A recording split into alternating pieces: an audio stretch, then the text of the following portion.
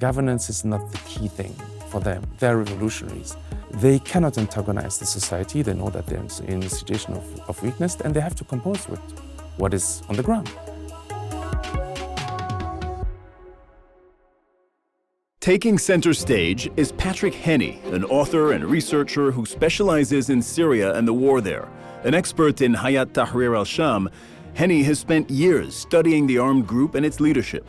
In our conversation, he discusses HTS's origins, their ideological transformation, and their role in achieving what no other group in Syria's 13-year conflict could, putting an end to the Assad regime. Patrick Haenni, thank you so much for joining us on Center Stage. In less than 2 weeks, the Syrian armed opposition ran through Idlib, Aleppo, Hama, Homs, over to the capital Damascus, and they overthrew Bashar al-Assad, and they overthrew the Assad dynasty that had been running Syria for more than half a century. Were you surprised? Yes, and everybody was. And my guess, Abu Mohammed al-Julani, Ahmed Shara himself, was surprised as well. What was not a surprise is the fact that since a while, HTS, but also the other armed factions present in Aleppo and elsewhere, were seeing an opportunity to retake action. Due to the weakening of the axis of resistance, Iranians, Hezbollah, the fight on them in the region since a year, due to the fact that Russia was significantly distracted by the war in Ukraine, there was something that was a significant issue for the leadership of HTS and for Abu Mohammed al-Julani himself, which is he saw a trap. The trap was getting dragged, cornered in a role of a governor of a small pocket of refugees and olive trees called Idlib in the northwest of Syria. He was there since years. The conflict was called as a frozen conflict, but this frozen conflict with being forced into a role of managing and administrating a pocket is something that he wasn't comfortable with. His personality is a revolutionary. He wants epic moves. He wants battlefields. He's a revolutionary at the end of the day. You've met him several times. We met since several years as well, yes. What's he like? He is a guy with a quite clear vision on what he wants to do. He is a guy who is driven by political calculations. He's a strategist, no doubt. I mean, cannot survive in 14 years of this conflict without having a political vision. He has the capacity to adapt, and he's pragmatic. But it's not only this. And he's also, I think, a figure that was able to lead its own movement into significant transformation, deeply rooted transformations, and ideological transformations. And I think what we are seeing now in the battlefields, but also in the conduct of the immediate, it's days since, the fall of Bashar al-Assad, but in the immediate, days after the end of the hostilities, which is a landscape or a situation that is, for now, not too bad. It's a revolution, it's a war. This thing is perfect, but it's much better than expected. This also comes as a result of a trajectory of transformations that his movement and himself went through over at least 7 to 8 years from now. Explain this transformation to us, because Abu Mohammed al-Julani was once a fighter for al-Qaeda and then Jabhat al-Nusra, which was the al-Qaeda branch in Syria, and they espoused extremist beliefs and fought in the name of those beliefs. Since then, the group has changed name multiple times. He and his group have fought al-Qaeda. They've severed links with al-Qaeda, and today he is promising guaranteeing personal freedoms in Syria, saying don't touch government buildings, don't touch the minorities. You could be forgiven for thinking it's not the same person. What happened? That's a $1 million question. And in general, you have to explain it in 2 minutes, which is impossible. So I'm so glad that we can take a little of time to speak about this more quietly, because there are things that did not happen in its transformation. In the sense, it's not a movement who suddenly changed the doctrine, put a new ideology in the forefront and explained it to the public. But over the years, a succession of little tactical, local adaptation, transformations, the movement had to cope with a lot of constraints. Some of them were local, some of others were international. Constraints such as accepting the Turkish army to come in. And the Turkish army is a NATO country, is an army that stems from secular states. How do you accept this as Islamist? A lot of people were unhappy in the movement to see this. Suddenly, you take control of, and you have to manage, to govern, a population who is Sunni Muslims, but mainly, Sufis, traditional, popular Islam, not Salafis or radical. What do you do with them? And they accepted them. When Turkey suddenly decided to, after a year of confrontation, 9 months of bloody confrontation between HTS and allied factions and the regime on the other side, to strike a truce with Russia, they had to accept it and to defend it as well.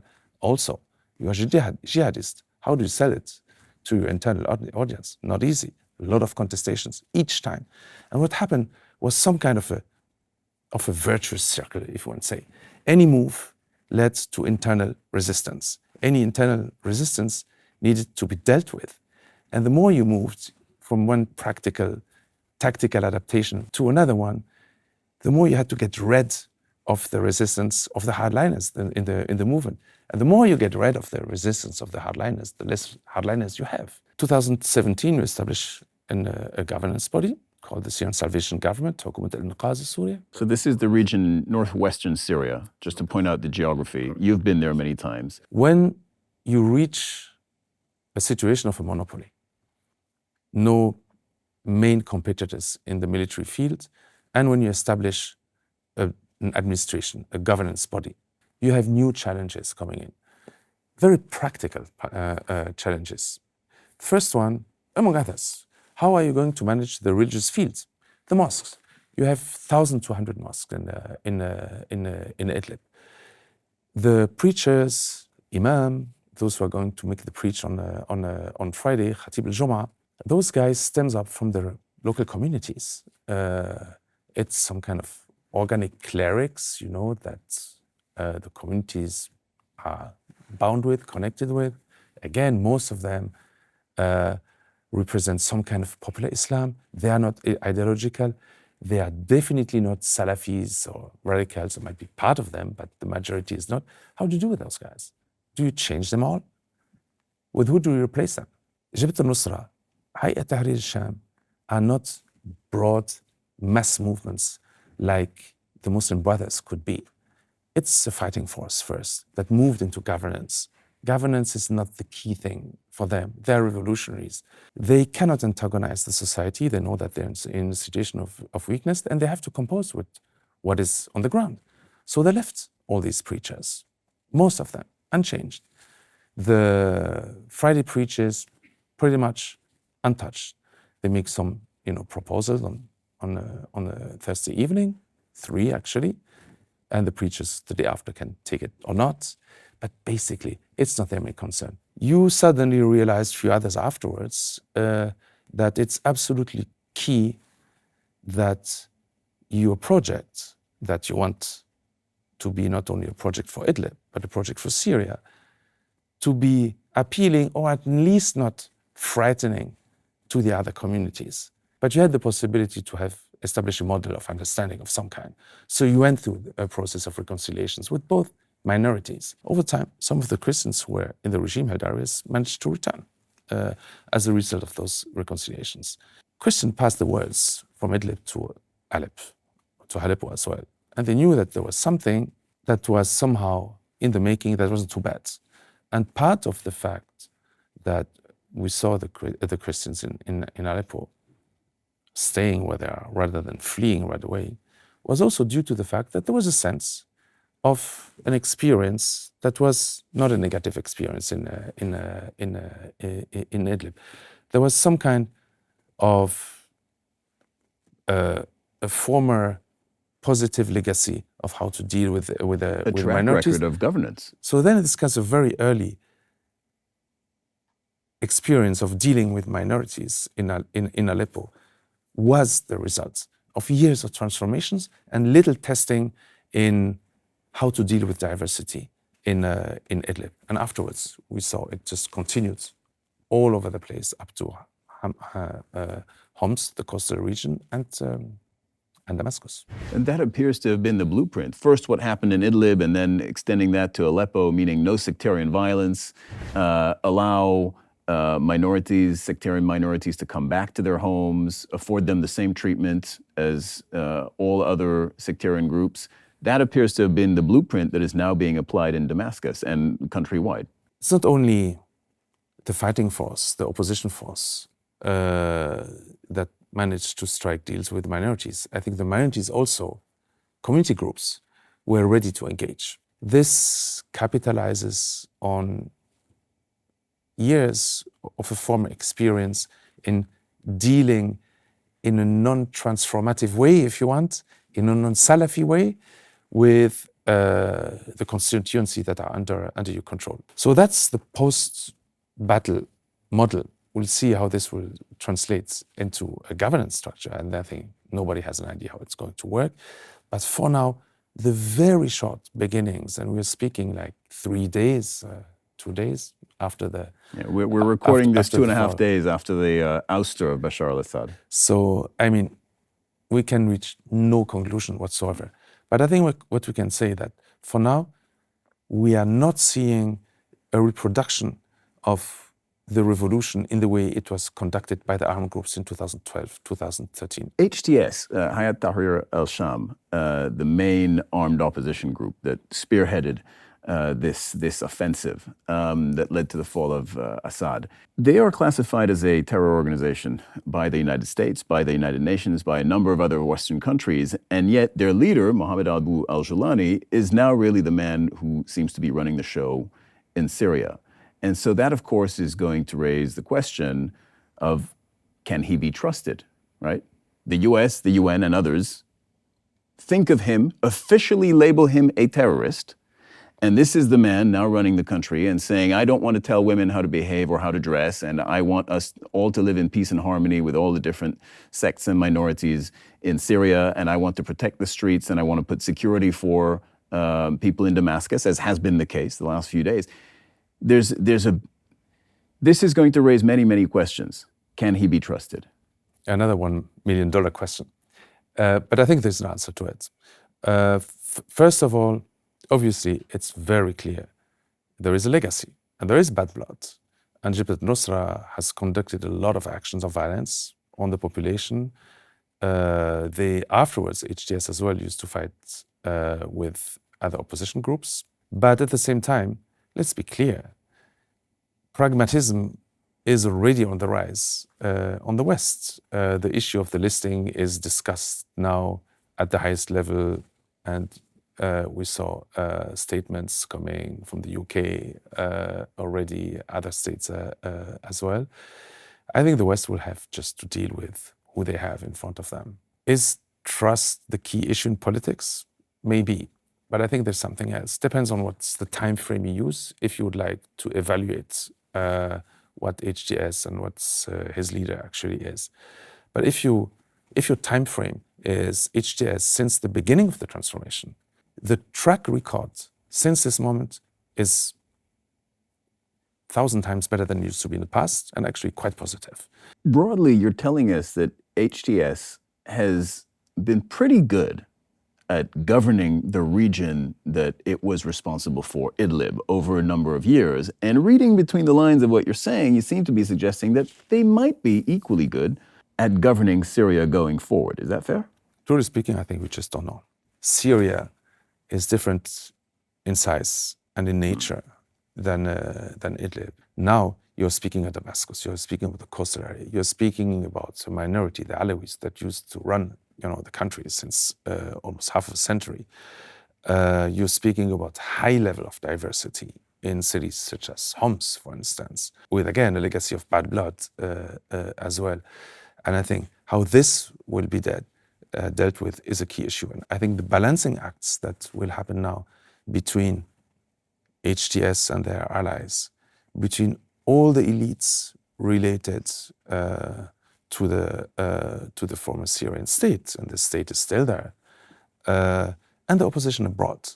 I mean, I think we have no idea now how this triangulation is going to operate.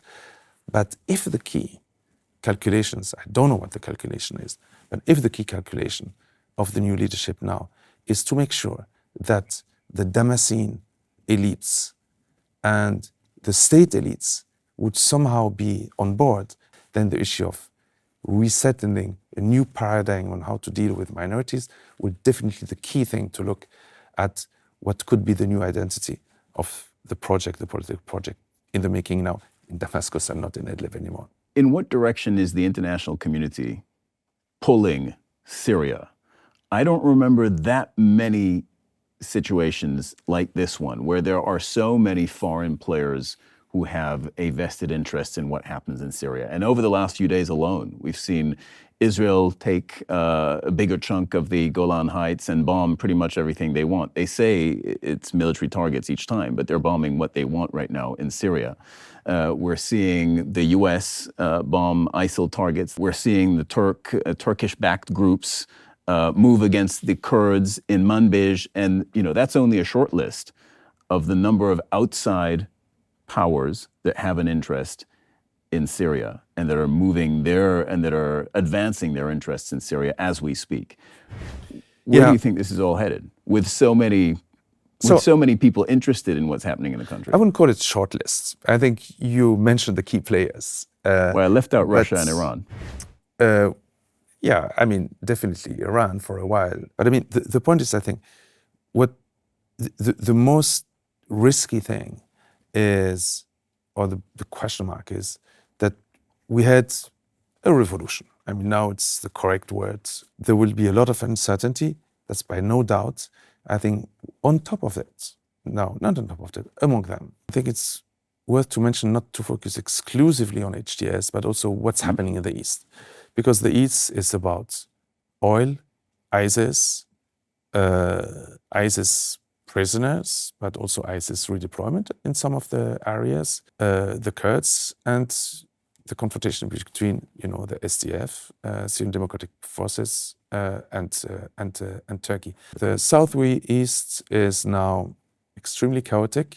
It always was a place where ISIS was maintaining a significant presence, and I think the question is what's going to happen in the northeast. Most probably the SDF. It's not about the Kurds. I mean, but the forces that helped the coalition to roll back ISIS at the time, I guess, will lose more territories. So I think a part of the transition of power in Damascus, we'll see how it's going to work. There's also this kind of extremely complex equation of the Northeast that I think it's worth to keep in mind, because this equation will also shape the future of Syria in a way or another. What's the biggest mystery about present-day Syria, present moment Syria? For someone like yourself who understands Syria better than most, what are the answers, what are the questions that you would most like answers to right now? At the end of the day, the key game now is Damascus. There was a race on Damascus. It's not totally sure who is going to ultimately prevail. The question mark on how the transition is going to operate is open. HTS used to be, or the decision-making circle was extremely small. And here you really have a bottleneck effect where a little group of people have to decide about so many things that there might be a moment where there will be a saturation effect. So the issues, can they delegate? Are they ready to delegate? Will they have the time to establish mechanism of delegation that will work? I think there's a lot of technical questions as well that need to be answered. But I think also this whole transition is a key issue where those who are now in charge need to engage with the international community. Syria has been through so much over the last 13 years of civil war, over the last 50 years under the Assad family rule. Half the population has been displaced. Millions of people have left the country, have been turned into refugees. How does the country even begin to heal? And where, in this present moment, do you find hope for Syria? I think hope is now defined in negative terms, in the sense that a lot of people are just glad that the regime, collapsed. So I think the hope is linked in looking back. Whatever will come, possibly could be better. I had a discussion yesterday with a friend of mine, who is a Kurd, and he said, for the first time since 13 years, I feel free. And he said, I have absolutely no idea about what the future will be. I don't know who Abu Mohammed al-Jordani is. I don't know what will come out of this transition. But the only thing I know that it's not anymore the regime and we can breathe. But this is a short-term one. I mean, I think what the holding forces now, the new rulers of the country have, is a feeling, a quite broad feeling that there is a chance, but these feelings come with huge fears as well. And it's a big responsibility for them, and it's a big responsibility for all those who will have to engage with them as well. At the end of the day, the Arab Spring has led to either failed states, mainly in the Middle East, or a return of autocratic regime, mainly north of Africa. We'll see if Syria can establish another model, hopefully. Patrick Haenni, thank you very much for joining us on Center Stage. Thank you for having me once again.